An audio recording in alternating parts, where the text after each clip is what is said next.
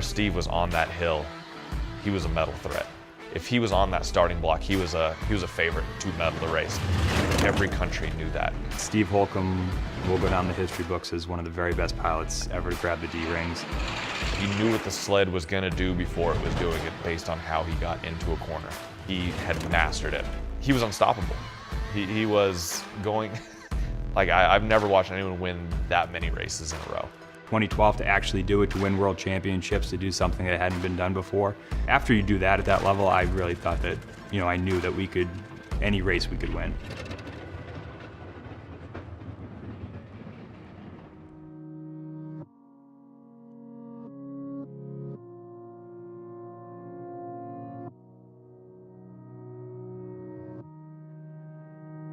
I couldn't see people 2 feet in front of me.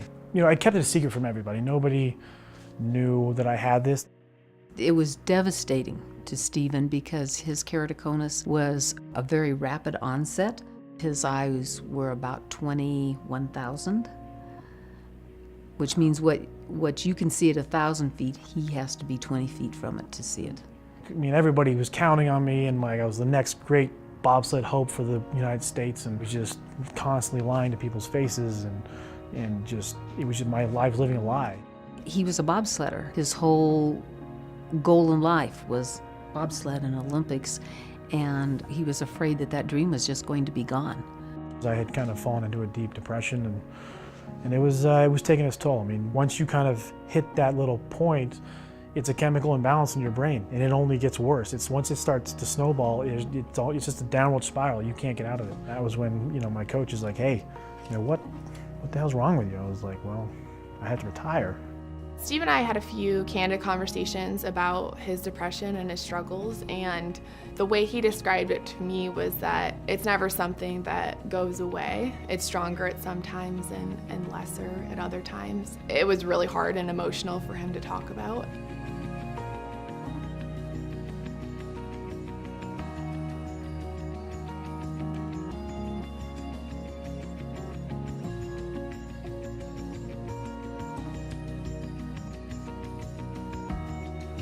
The past few years have been amazing. We trained together in Tennessee, and he was happy and working hard and working towards 2018. His goal was to go another year. The World Championships are in Whistler next year, where he won his 4-man gold, and that was his goal. I think that's what makes this so hard to wrap your head around.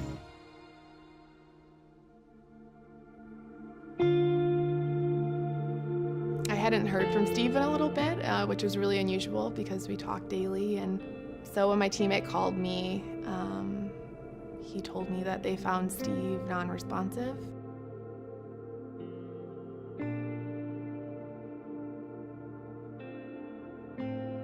I knew that when I was going into that room, it was not going to be good.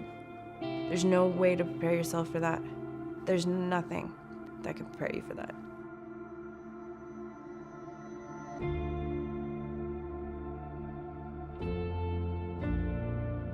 It was just complete shock and confusion. It's your whole world turns upside down and you're living in this almost alternate space. It's hard to describe.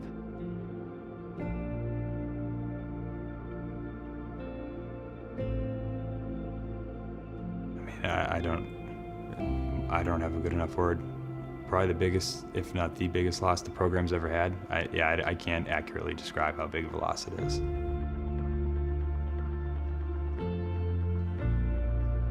This is Stephen. When he was 3, it was the year that he learned to ski. And my biggest fear was that I'd lose him because he could ski in the trees.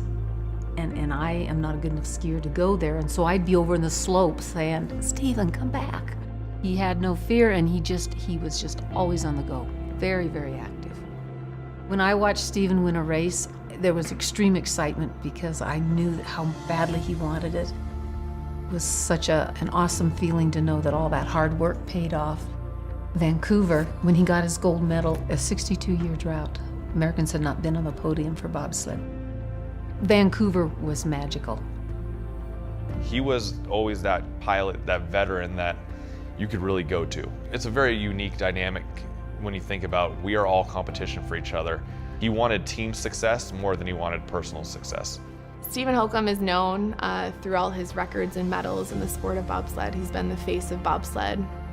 But I hope he's remembered as so much more than that. He was just a genuinely good person. He always did things the right way as an athlete and a person, and I hope that's what his legacy is. We were in Staples Center at a hockey game, and they announced that he was there and that he was a gold medalist, and these people just swarmed and came at him like nonstop, like, can I see your medal? Can I hold it? Can I do this? Can I do that? And then finally it kind of died down after about 45 minutes. And then another guy comes up. He's like, can I see your medal? And Holcomb said, of course you can, man. It's not mine, it's America's. And he handed it over, same like enthusiasm, humbleness that he had with everyone an hour prior to that. In that moment, I was just like, oh my gosh, like, this is what it's about, right here.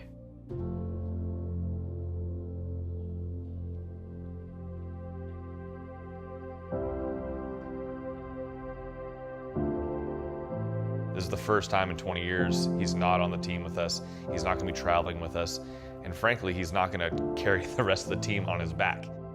Steve's legacy is something I care about upholding, and he was a bobsledder and he wanted to win races, and he would want us to try to do exactly that.